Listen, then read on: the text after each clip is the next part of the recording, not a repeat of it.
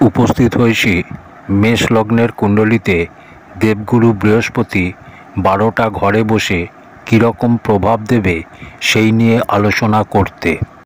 আমি ফলাফল বলার সময় তৎকালিক মিত্রতা নিয়ে যে বলছি সেটা হয়তো অনেকেই বুঝতে পারছেন না। তৎকালিক মিত্রতা ও পঞ্চদা মৈত্রী নিয়ে আমার দুটো ভিডিও করা আছে। সেই দুটো ভিডিওর লিংক আমি এই ভিডিওর ডেসক্রিপশন বক্সে দিয়ে দেব, সম্ভব হলে দেখে নেবেন।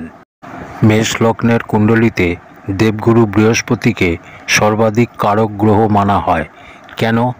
কারণ হচ্ছে দেবগুরু বৃহস্পতি এখানে ভাগ্যভাবের অধিপতি হয়। এখানে দেবগুরু বৃহস্পতির আর একটা রাশি দ্বাদশ ঘরে হয়, কিন্তু দেবগুরু বৃহস্পতি এখানে ত্রিত্রিকোণের অধিপতি হয়, তাই সর্বাধিক কারক হয়। মেষ লগ্ন অগ্নিতত্ত্বের লগ্ন, আর দেবগুরু বৃহস্পতির যে তত্ত্ব হয় তা আকাশ তত্ত্ব হয়, যা সবেতে বিদ্যমান হয়। এই আকাশ যে সবাইকে নিজের মধ্যে সমাহিত করে নেয়। শূন্য, হয়তো সব কিছু, হয়তো কিছুই না, শূন্যতা যেখানে হয়, এটাই হয় দেবগুরু বৃহস্পতি। এবার দেবগুরু বৃহস্পতির প্রভাব নিয়ে আলোচনা করি। মেষ লগ্নের কুণ্ডলিতে প্রথম ঘরে দেবগুরু বৃহস্পতি বসলে কীরকম ফল দেবে? যদি আপনি মেষ লগ্নের হন আর আপনার লগ্নেই যদি দেবগুরু বৃহস্পতি বসে, তাহলে বলার অপেক্ষা রাখে না। প্রথমে তো দেবগুরু বৃহস্পতি এখানে দিগ্বলী হবে। ভাগ্যেশ হয়ে লগ্নে বসলে অত্যন্ত শ্রেষ্ঠ হবে। জাতক জন্মগত ভাগ্যবান হবে। আর লগ্নতে গুরু, কেন্দ্রতে গুরু, আর গুরুত্বপূর্ণ বিষয় হচ্ছে ত্রিকোণে গুরুর রাশি, তাই আরও বেশি শ্রেষ্ঠ ফল দিতে সক্ষম হবে। কারণ শুভ গ্রহের সম্বন্ধ যদি কেন্দ্রের সাথে হয়ে যায় তাহলে অত্যন্ত ভালো। কেন্দ্রকে বিষ্ণুর স্বরূপ মানা হয়। দেবগুরু বৃহস্পতি পূর্ব দিকে বলি হয়, আর এই অবস্থায় জাতককে খ্যাতিবান, বিদ্বান, বুদ্ধিমান, যশস্বী ও প্রভাবশালী বানিয়ে দেবে। আপনার জন্মকুণ্ডলিতে দেবগুরু বৃহস্পতি কত অংশে বিরাজমান আছে? এই দেবগুরুর সাথে যদি সূর্য এখানে বসে যায় তাহলে সূর্য এখানে উচ্চের হবে, আর সূর্যও এখানে একটা ত্রিকোণের অধিপতি। লগ্নতে বসলে গুরু ও সূর্যের যদি অংশবল কাছাকাছি হয় তাহলে দেবগুরু অস্ত হয়ে যাবে, কিন্তু এর জন্য এটা ভাবার কোনো কারণ নেই যে দেবগুরু প্রভাববিহীন হয়ে যাবে। একই মঞ্চে রাজা ও গুরু একই মঞ্চে হলে সবার নজর নিশ্চয়ই রাজার দিকে যাবে, কারণ তেজ বেশি হয় রাজার মধ্যে। কিন্তু এতে কোনো সংশয় নেই যে গুরুর কাছে যদি অংশবল থাকে তাহলে অস্ত হয়ে গেলেও প্রভাবী হবে আর রেজাল্ট দেবে। জাতক উচ্চকোটির বিদ্বান আর বুদ্ধিমান হবে।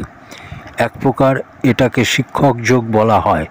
এরকম জাতক দূরদৃষ্টি সম্পন্ন হয়। যদি সূর্য লগ্নে হয় তাহলে, চন্দ্রমা যদি হয় তাহলে গজকেশরী যোগ তৈরি হবে। মঙ্গল হলে গুরু মঙ্গল যোগ।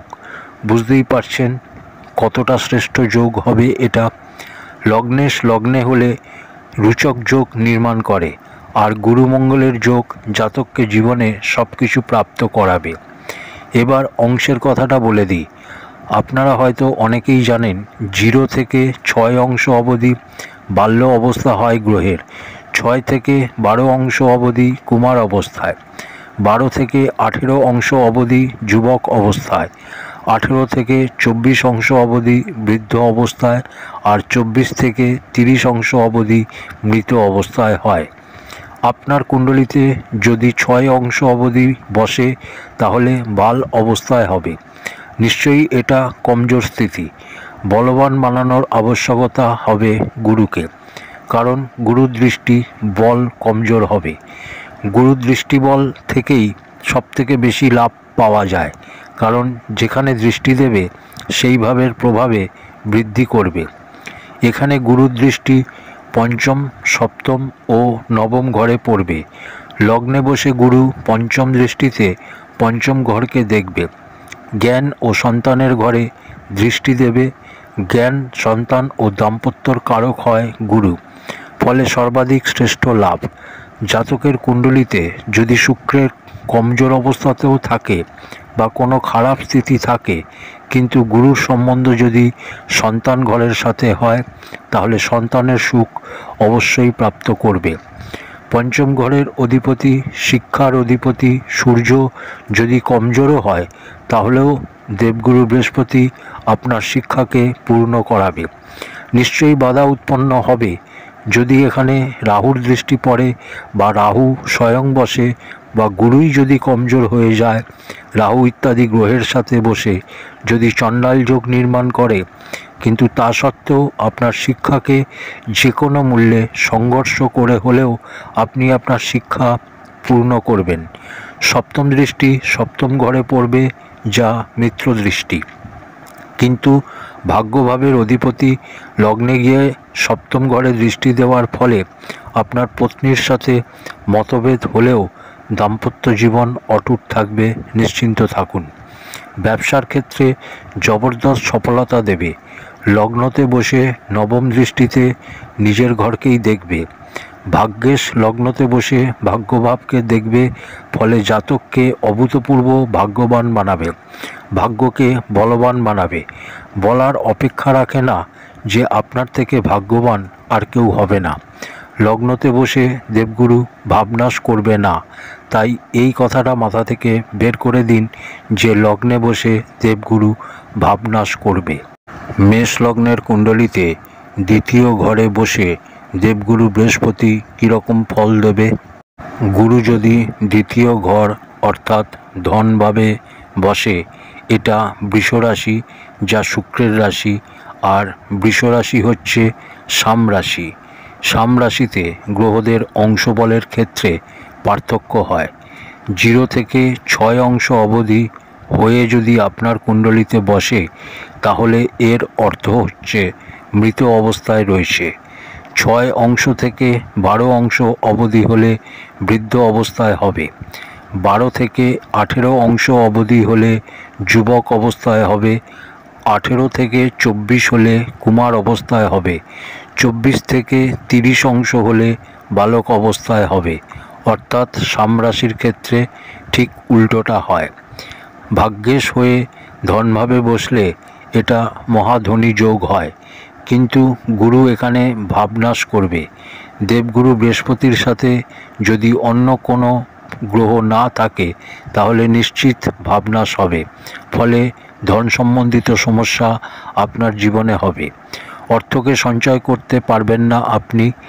অর্থ সঞ্চয়ে নানান প্রকারের সমস্যা দেখা দেবে, যেন তেন প্রকারে অর্থ বেরিয়ে যাবে। কিন্তু এখানে যদি গুরুর সাথে অন্য কোনো গ্রহ বসে, তাহলে কোনো চিন্তার বিষয় নেই। গুরু নৈসর্গিক শত্রু মানে শুক্রকে নৈসর্গিক শত্রুর ঘরে রয়েছে, তাই তৎকালিক মিত্রতা দেখে নিতে হবে। তৎকালিক মিত্রতায় হলে সম্ভবস্থ হবে, সম্ভবস্থ হলে মহাধনী যোগ বানাবে। কাজ আপনার হয়ে যাবে, কিন্তু ধন সঞ্চয় হবে না। পৈতৃক সম্পত্তি পাওয়াতে সমস্যা হবে। কিন্তু গুরুর সাথে যদি কেউ বসে, উদাহরণস্বরূপ চন্দ্রমা যদি বসে, তাহলে চন্দ্রমা এখানে উচ্চ রাশির হবে, গজকেশরী যোগ তৈরি হবে। ধনভাবে যদি গজকেশরী যোগ তৈরি হয়, তাহলে নিশ্চিত পৈতৃক সম্পত্তি প্রাপ্ত হবে, জাতকের কাছে অচল সম্পত্তি হবে। শুক্র যদি স্বয়ং বসে যায় গুরুর সাথে, তাহলেও কোনো সমস্যা নেই। শুক্র গুরুর জুতিতে কোনো সমস্যা হবে না। ধন, ঐশ্বর্য, আরাম সব কিছু প্রাপ্ত হবে। অর্থাৎ এখানে বসে আপনাকে সুখ দেবে, কিন্তু তার সাথে খেয়াল রাখতে হবে যে তখন গুরু তৎকালিক শত্রুতাতে হয়ে যাবে। আর সেই অবস্থায় যদি জাতকের চন্দ্রমা কমজোর হয়ে যায়, অর্থাৎ এক কথায় বললে গুরু ও শুক্রের একসাথে হলে জাতকের কাছে ধনের স্থিতি হবে, অচল সম্পত্তি হবে, পৈতৃক সম্পত্তিও হবে, কিন্তু তৎকালিক শত্রুতা হওয়ার কারণে আর চন্দ্রমা যদি জাতকের কমজোর হয়, জাতকের নির্ণয় নেবার ক্ষমতা যদি কম হয়, তো সেই অবস্থায় জাতক নিজের ধনকে ঐশ্বর্যে, ভোগে, সুখে বরবাদ করে দেবে, কারণ বৃহস্পতি এখানে বরবাদ করাবে। এই কারণে যে সে এখানে দ্বাদশ ঘরেরও অধিপতি। ব্যয় করাবে, খরচা করাবে, ধনভাবে বসে ব্যয় করিয়ে আপনার ধনকে বরবাদ করে দেবে। গুরুর পঞ্চম দৃষ্টি হবে ষষ্ঠ ঘরে, রোগ, ঋণ ও শত্রুর ঘরে। এটাকে মিত্র দৃষ্টি তো বলা যাবে না। ষষ্ঠ ঘরে দৃষ্টি পড়ার কারণে বৃদ্ধি ঘটবে। কার বৃদ্ধি করাবে?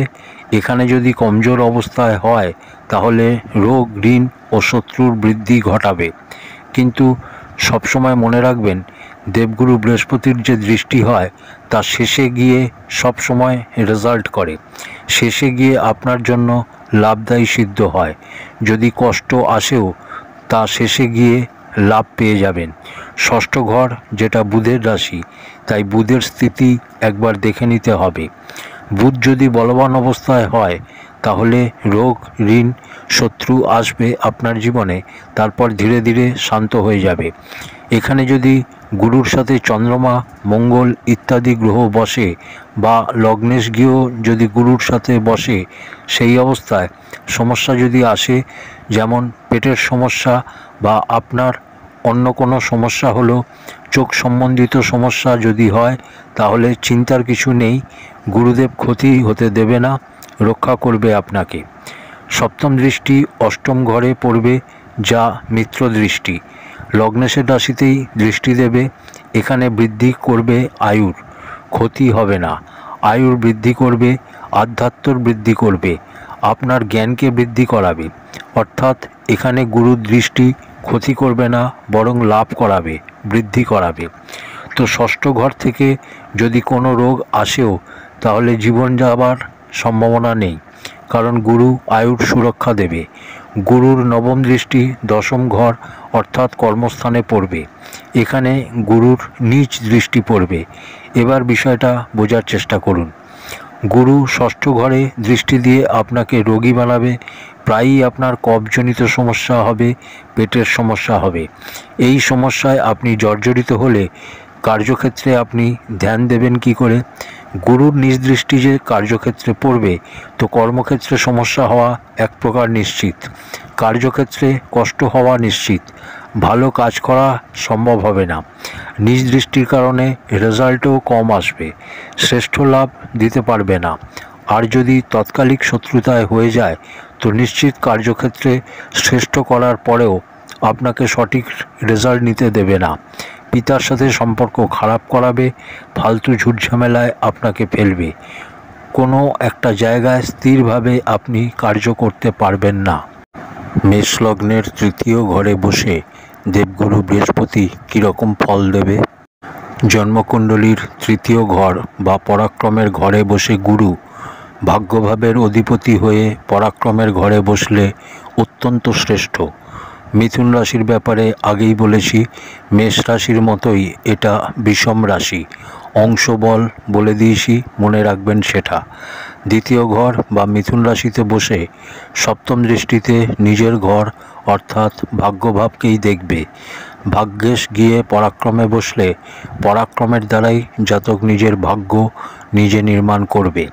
পরাক্রম ঘরে বসা গুরু যদি পীড়িত না হয়, যদি সূর্যের সাথে বসে বা মঙ্গলের সাথে বসে, তাহলে বলার অপেক্ষা রাখে না। সেই অবস্থায় জাতক জবরদস্ত পরাক্রমী, জবরদস্ত সফলতা প্রাপ্ত করা, শ্রেষ্ঠ সফলতা প্রাপ্ত করা ব্যক্তি হবে। এখানে বসা গুরুর উপর যদি পাপ গ্রহের দৃষ্টি পড়ে, ধরা যাক এখানে যদি রাহু স্বয়ং বসে যায়, তাহলে গুরু চণ্ডাল যোগ নির্মাণ হবে। কিন্তু গুরু কুণ্ডলীর পরাক্রমভাবে আর রাহুও কুণ্ডলীর পরাক্রমভাবে অতি বিশিষ্ট কারক হয়ে যায়। চণ্ডাল যোগ তো হলো, এবার এদের প্রভাবকে দেখা যাক। বুধের রাশিতে বসেছে রাহু, তাই বুধের মতো স্বভাব সে বানাবে। ফল কার মতো দেবে? গুরুর মতো। তাই এখানে চণ্ডাল যোগে ভয়ের বিশেষ কারণ নেই। যে চণ্ডাল যোগ আছে বলে খালি ক্ষতিই হবে। এখানে এটা খেয়াল রাখতে হবে যে ভাগ্যের তৃতীয় ঘরে বসে নিজের ঘরকেই দেখছে, তার সাথে রাহুও দেখবে, তো নিশ্চিত কিছু সংঘর্ষ হবে। কখনো কখনো খুব ভালো করার পরেও আপনি সেই বৃদ্ধি, সেই বিকাশ পাবেন না। গুরুকে বৃদ্ধির কারক বলা হয়।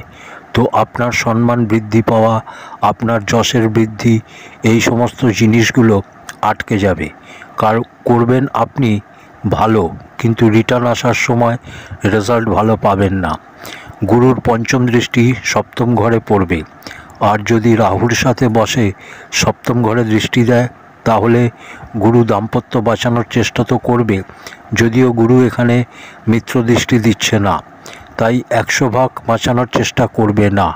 আর তার উপর রাহুর দৃষ্টিও পড়লে, আর যদি বুধের সাথে তৎকালিক মিত্রতায় না থাকে, তাহলে দাম্পত্য জীবনে সমস্যা হবে, ব্যবসায় সমস্যা ইত্যাদি আপনার হবে।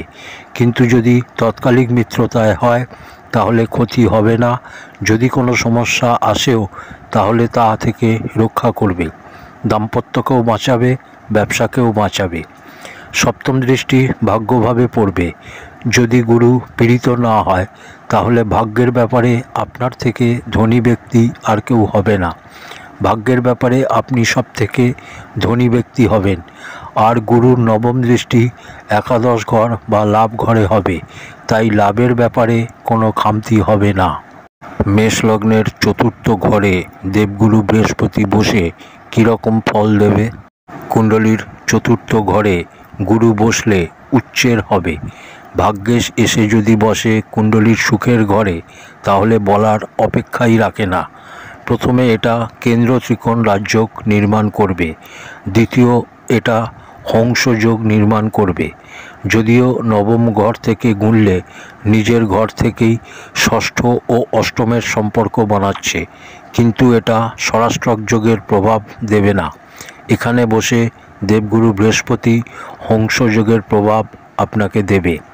এখানে বসে আপনাকে জমি, বাড়ি, গাড়ি এসব সুখ প্রদান করবে। প্রত্যেকটা সুখ আপনাকে জীবনকালে দেবে। মায়ের সুখ, গুরুর সুখ, জীবনে উচ্চকোটির গুরুর সান্নিধ্য পাবেন।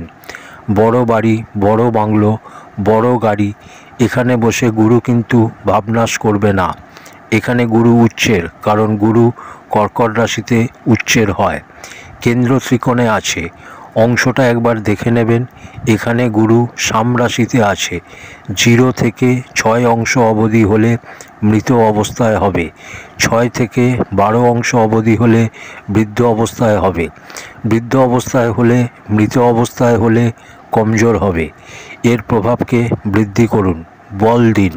বল পেলে উচ্চতার প্রভাব দেবে, আপনাকে রেজাল্ট দেবে, আর সব ধরনের সুখ আপনি আপনার জীবনকালে প্রাপ্ত করতে পারবেন। এখানে বসে গুরু পঞ্চম দৃষ্টিতে অষ্টম ঘরকে দেখবে। আয়ুর সুখ, আধ্যাত্মর সুখ, ষষ্ঠ ইন্দ্রিয়র সুখ, এই সমস্ত সুখ আপনার জীবনকালে পর্যাপ্ত পরিমাণে আপনি পাবেন। সপ্তম দৃষ্টি দশম ঘরে দেবে, যা নীচ দৃষ্টি, কিন্তু উচ্চের ঘরে বসে আছে, তাই নীচ দৃষ্টি খুব বেশি ক্ষতি করবে না, বরং কার্যক্ষেত্রে আপনাকে বিকাশ দেবে। ক্ষতি হবে এরকম চিন্তা করার কোনো কারণ নেই। নবম দৃষ্টি দ্বাদশ ঘরে পড়বে, যা গুরুর নিজের ঘর। আপনার যে ব্যয় হবে তা ধার্মিক কাজে হলে শ্রেষ্ঠ। কোর্ট কাচারি সম্বন্ধিত সমস্যা বা অন্য কোনো সমস্যা থাকলে গুরু রক্ষা করবে। অষ্টম ঘরে যে দৃষ্টি পড়ছে, তার কারণে আকস্মিক ধনলাভ করাবে কখনো কখনো। আর অষ্টম ঘরে দৃষ্টি পড়ার কারণে আপনাকে অন্তর্জ্ঞানী অবশ্যই বানাবে। অন্তর্মনকে জানার ক্ষমতা আপনার মধ্যে জবরদস্ত থাকবে। মেষ লগ্নের কুণ্ডলিতে পঞ্চম ঘরে বসে দেবগুরু বৃহস্পতি কীরকম ফল দেবে?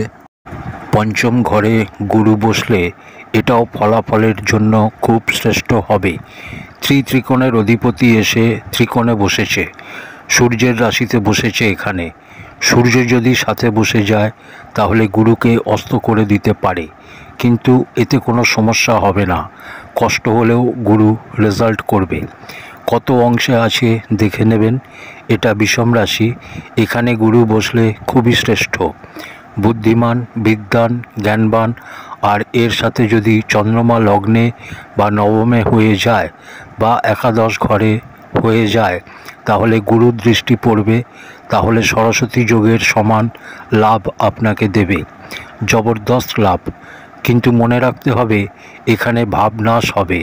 প্রশ্ন উঠতে পারে, যে মিত্র রাশিতে ত্রিত্রিকোণের অধিপতি হয়ে ত্রিকোণে বসে ভাবনাশ করবে। এই ভাবনাশ বড় আজব ধরনের হবে।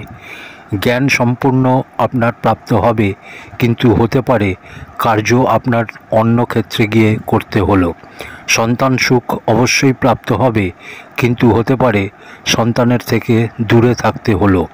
এই ভাবনাশ কিছু আলাদা ধরনের হবে। শিক্ষা হতে দেবে না বা সন্তান হতে দেবে না, এরকম কখনোই নয়। শিক্ষাও হবে, সন্তানও হবে, কিন্তু এগুলোর থেকে আপনাকে দূরে রাখবে। এই ধরনের ভাবনাশ করবে। যদি পঞ্চম ঘরে একলা বসে তাহলে, আর একলা না বসলে ভাবার কিছু নেই। অংশ দেখে নেবেন। 0 থেকে 6 অংশ অবধি হলে বালক অবস্থায় হবে, 6 থেকে 12 অংশ হলে কুমার অবস্থায় হবে, আর 12 থেকে 18 হলে যুবক অবস্থায়, যেটা সবথেকে শ্রেষ্ঠ স্থিতি। 12 থেকে 18 অংশ অবধি সবথেকে শ্রেষ্ঠ ফলাফল পাওয়া যায়। অবশ্য 6 থেকে 18 হলেও আপনি এর শ্রেষ্ঠ লাভ পেতে পারেন। বাকি ওদিকে বৃদ্ধ, মৃত ও বালক অবস্থায় থাকলে বৃহস্পতিকে বলবান বানাতে হবে। বৃহস্পতির পঞ্চম দৃষ্টি নবম ঘর অর্থাৎ ভাগ্যভাবে পড়বে, যেটা গুরুর নিজের ঘর। আপনার ভাগ্যর ব্যাপারে বলার অপেক্ষা রাখে না। এই জীবনে এমন কোনো কাজ নেই যা আপনার ভাগ্যের দ্বারা পূরণ হবে না। ভাগ্যর স্বাদ সবসময় আপনি পাবেন। এখানে বসা গুরুর সম্বন্ধ যদি সূর্যের সাথে, মঙ্গলের সাথে, চন্দ্রমার সাথে যেরকমই হোক না কেন, তা শ্রেষ্ঠ রাজযোগ নির্মাণ করবে আর শ্রেষ্ঠ লাভ আপনাকে দেবে। গুরুর সপ্তম দৃষ্টি একাদশ ঘর বা লাভ ঘরে পড়বে, তো জ্ঞান ঘরে বসে লাভকে দেখবে। জ্যোতিষবিদ্যা, পাণ্ডিত্য বা বাণী সম্বন্ধিত কার্য করে জাতক জ্ঞান দিয়ে জাতক অর্থ উপার্জন করবে। নবম দৃষ্টি লগ্নে পড়বে, যার ফলে আপনার ব্যক্তিত্বকে এমন বানাবে যে আপনি যেখানেই যাবেন মানুষ আপনার উপর মন্ত্রমুগ্ধের মতো আকর্ষিত হবে। মেষ লগ্নের কুণ্ডলিতে ষষ্ঠ ঘরে বসে দেবগুরু বৃহস্পতি কীরকম ফল দেবে? ভাগ্যভাবের অধিপতি ষষ্ঠ ঘরে এসে বসেছে। এটা রোগ, ঋণ ও শত্রুর ঘর। গুরু এখানে বসলে একটাই কথা বলবো, জীবনে ঝুঁকি নিন। গুরু আপনাকে সব কিছু দেবে। এই লগ্নে কারক গ্রহ হয় দেবগুরু, তাই ঝুঁকি নিন। যতটা সম্ভব হয় ততটা ঝুঁকি নিন। নিজের বিবেক, নিজের হিম্মত প্রয়োগ করুন, লাগাতার প্রয়োগ করুন। ফের দেখুন আপনাকে সব কিছু দেবে। এখানে বসলে বুধের সাথে তৎকালিক মিত্রতা দেখে নিতে হবে, ডিগ্রি বা অংশ দেখে নিতে হবে। এটা সামরাশি। সামরাশি হবার কারণে 0 থেকে 6 অংশ অবধি মৃত অবস্থায় হবে, 6 থেকে 12 অংশ অবধি বৃদ্ধ অবস্থায় হবে, 12 থেকে 18 অংশ অবধি যুবক অবস্থায় হবে, 18 থেকে 24 অংশ অবধি কিশোর অবস্থায় হবে, আর 24 থেকে 30 অংশ অবধি বালক অবস্থায় হবে। তাই গুরুর অংশ একবার দেখে নিন। তৎকালিক মিত্রতায় হলে ভাগ্যভাবের অধিপতি ষষ্ঠে এসে বসেছে, তাই সংঘর্ষ যত করবেন ততটাই ভালো হবে। তৎকালিক শত্রুতায় হয়ে গেলে ক্ষতি করবে, সেক্ষেত্রে পেটের সমস্যা অবশ্যই দেবে, অল্প বিস্তর সমস্যা দেবে। পঞ্চম দৃষ্টি দশম ঘরে পড়বে অর্থাৎ কর্মস্থানে, যেটা গুরুর নীচ রাশি। কার্যক্ষেত্রে কাজ হতে দেবে না। মেহনত করবেন আপনি, কিন্তু ভাগ্য সাথ দেবে না। এই ধরনের সমস্যার সম্মুখীন আপনাকে হতে হবে। সপ্তম দৃষ্টি দ্বাদশ ঘরে পড়বে, যা গুরুর নিজের রাশি। যদি পীড়িত হয় তাহলে ব্যয় করাবে, বিনা মতলবের জিনিসে ব্যয় করাবে। কিন্তু যদি সাম হয়ে যায় বা মিত্র হয়ে যায় তৎকালিক মিত্রতাতে, সেক্ষেত্রে আপনার অর্থ ধর্মের কাজে ব্যয় হবে, ভালো কাজে ব্যয় হবে, শ্রেষ্ঠ কাজে খরচা হবে, নিজের সুখে খরচা হবে। আপনার অর্থকে ফালতু বরবাদ হতে দেবে না। গুরুর নবম দৃষ্টি দ্বিতীয় ঘর বা ধনভাবে পড়বে। এখানে বলে রাখি যে গুরু ভাবনাশ করবে না, দ্বিতীয় ঘরে দৃষ্টি দিয়ে ভাবনাশ করবে না, বরং তৎকালিক মিত্রতায় থাকলে অচল সম্পত্তি প্রদান করবে, ধন সঞ্চয় করাবে, খুব অর্থ সঞ্চয় হবে আপনার। এই ব্যাপারে কোনো দ্বিমত নেই। এখানে বসা গুরু যদি রোগ দেয়, সমস্যা দেয়, সেক্ষেত্রে গুরুর রত্ন ধারণ করা থেকে বিরত থাকুন। সবথেকে সরল উপায় হচ্ছে যে কোনো মন্দিরে যান, ভগবানকে দর্শন করুন, গুরুর সেবা করুন, বৃদ্ধদের সেবা করুন, সন্ন্যাসীদের সেবা করলেও গুরু বলি হয়। মেষ লগ্নের কুণ্ডলিতে সপ্তম ঘরে বসে দেবগুরু বৃহস্পতি কীরকম ফল দেবে? সপ্তম ঘরে গুরু বসলে এটা কেন্দ্র ত্রিকোণ রাজযোগ হবে। সপ্তম ঘর শুক্রের ঘর। শুক্রের সাথে গুরুর নৈসর্গিক শত্রুতা হয়। তৎকালিক মিত্রতা শুক্রের সাথে হলে সাম হয়ে যাবে, শত্রুতা থাকবে না। তৎকালিক মিত্রতার অবস্থায় হলে ঠিক, না হলে 100% দাম্পত্য জীবনকে খারাপ করবে। জীবনসঙ্গিনীর সাথে সম্পর্ক কখনো ঠিক হবে না। জীবনসঙ্গিনী বলবে উত্তর, আপনি বলবেন দক্ষিণ। সে যদি পশ্চিম বলে তো আপনি বলবেন পূর্ব। অর্থাৎ দাম্পত্যকে খারাপ করেই ছাড়বে। কখন? যখন তৎকালিক শত্রুতায় হয়ে যাবে। তৎকালিক মিত্রতা নিয়ে একবার বলে দিই, গুরু সপ্তমে বসলে শুক্র যদি চতুর্থ, পঞ্চম ও ষষ্ঠ ঘরে বসে বা অষ্টম, নবম, দশম ঘরে বসে, তাহলে তৎকালিক মিত্রতা হবে। অর্থাৎ 3 ঘর আগে ও 3 ঘর পিছনে। সাথে বসলে তৎকালিক শত্রুতা। আর যে ঘরগুলো বললাম সেগুলো বাদ দিয়ে অন্য ঘরে বসলে শত্রুতা। তো সেই অবস্থায় দাম্পত্য জীবনে সমস্যা তৈরি হয়ে যাবে। জীবনসঙ্গিনীর স্বাস্থ্যের সমস্যা হতে পারে, কিন্তু ভাগ্যর অধিপতি এসে পত্নীর ঘরে বসেছে, তাই পত্নীর সম্মান করুন, অন্যথায় ভাগ্য শ্রেষ্ঠ লাভ পাওয়া সম্ভব হবে না। ভাগ্য শ্রেষ্ঠ লাভ পেতে চাইলে পত্নীর সম্মান করতে হবে, অন্যথায় দাম্পত্যতে সমস্যা ও ব্যবসাতে সমস্যা। এখানে বসা গুরুর পঞ্চম দৃষ্টি একাদশ ঘর বা লাভ ঘরে পড়বে। লাভের ক্ষেত্রে কোনো খামতি হবে না। লাভভাবে দৃষ্টির ফলে ব্যবসা থেকে আপনাকে লাভ করাবে, শ্রেষ্ঠ লাভ করাবে। জীবনসঙ্গিনীর সম্মান করবেন, এই ব্যাপারটা আপনাকে খেয়াল রাখতে হবে। তৎকালিক শত্রুতায় হলে সমস্যা হবে, তৎকালিক শত্রুতায় না হলে আপনার চিন্তার কোনো কারণ নেই।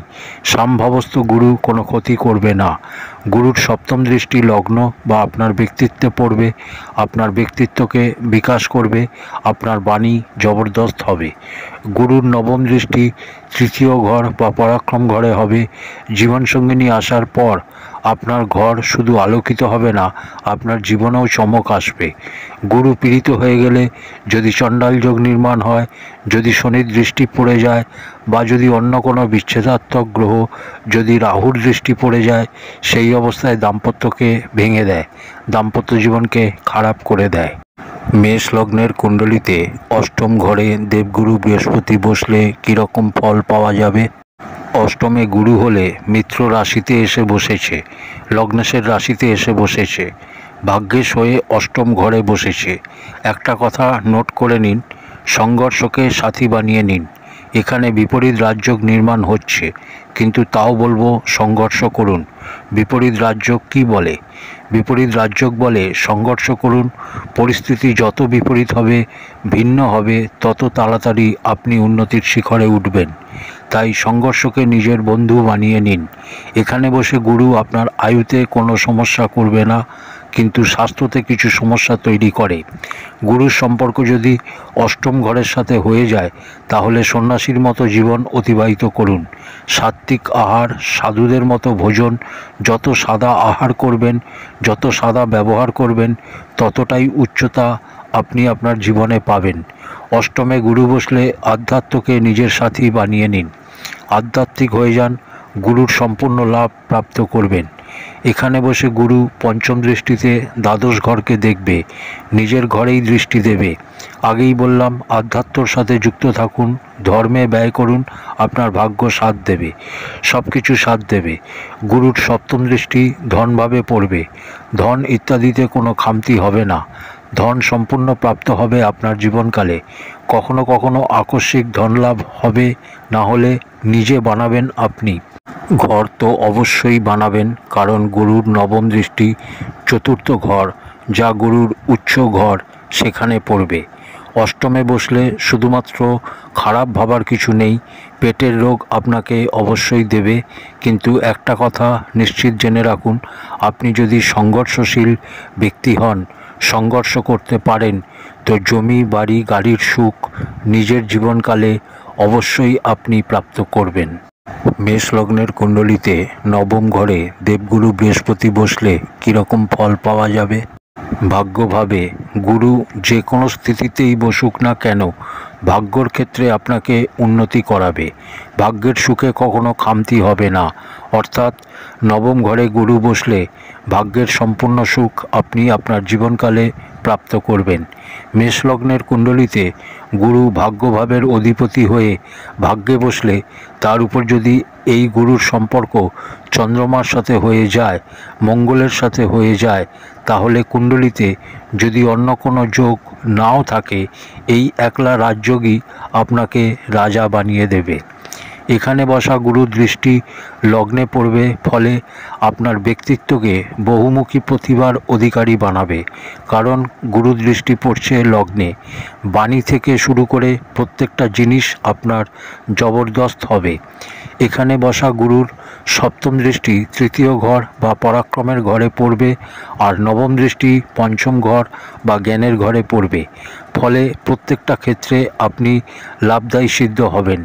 অংশ নিয়ে আগেই বলেছি, সেটা একবার দেখে নেবেন।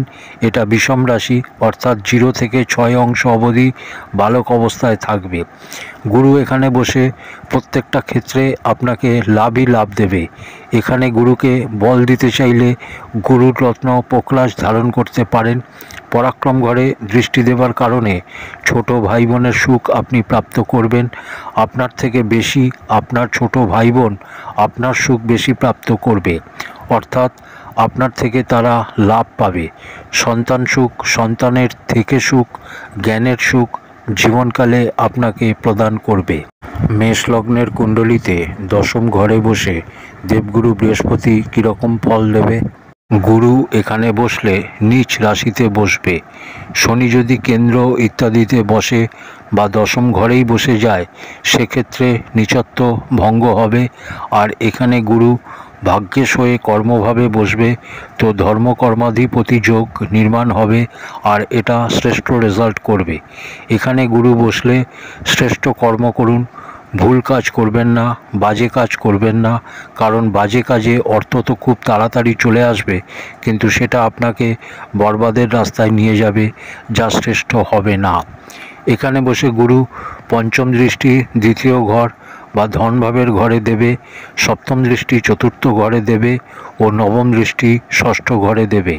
অর্থাৎ ধন, সুখ ও ঋণ এই তিনটে ভাবে দৃষ্টি দেবে।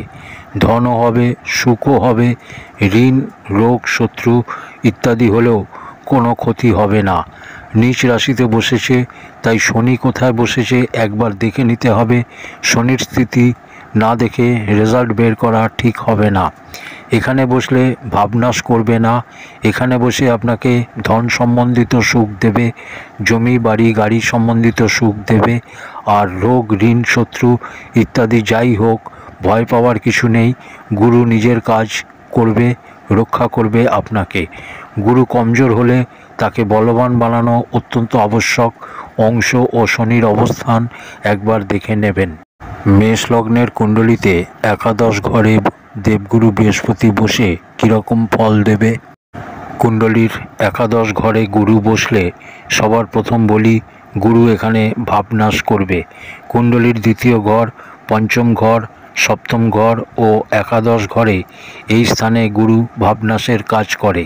শনির রাশিতে বসেছে এখানে, তাই সবার প্রথম শনির সাথে তৎকালিক মিত্রতার সম্পর্ক দেখে নিতে হবে।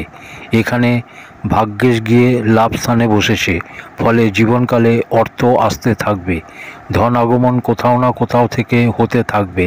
এখানে গুরু বসলে আপনাকে লাভ দেবে, এটা মহাধনী যোগ নির্মাণ করছে।